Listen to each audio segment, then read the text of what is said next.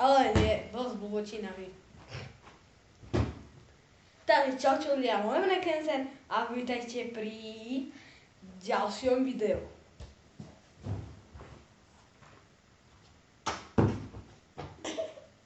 Dobre! Takže toto video bude špeciálne, je to... Halloweensky špeciál. Presne tak. Halloweensky špeciál. Ináč, keby neviete, ja som Kenzen a toto je... Zagler. A my vás vítame v Halloweenskom špeciálu, ako už viete. Za chvíľu, o týždeň, sa blíži Halloween. Takže už vidím dole tie komentáre. Ale prečo robíš Halloween, keď je to americký sviatok? A my, Slováci, to neoslavujeme. My to oslavujeme. Jej! Takže, ako viete, už je za týždňom bude Halloween, čo budeme vyvolovať duchov. Ale nie, robí si srandu. Vyvolovať duchov. Potlesk, veľký, woo!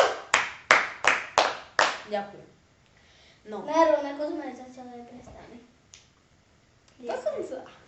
No, takže, aby som sa vrátil k Halloweenu, Halloween je raz za rok, je to úplne sranda a úplne je to mega proste, aby som povedal. Ináč, toto je naše tretie video. Ináč, túto masku som kúpil. Kde padla?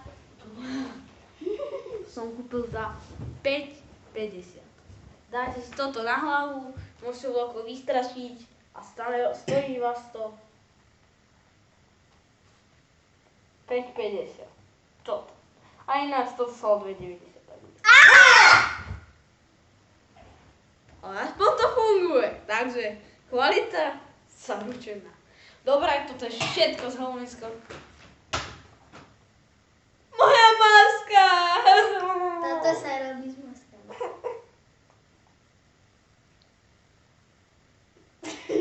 A potom... Už to nechcem vidieť.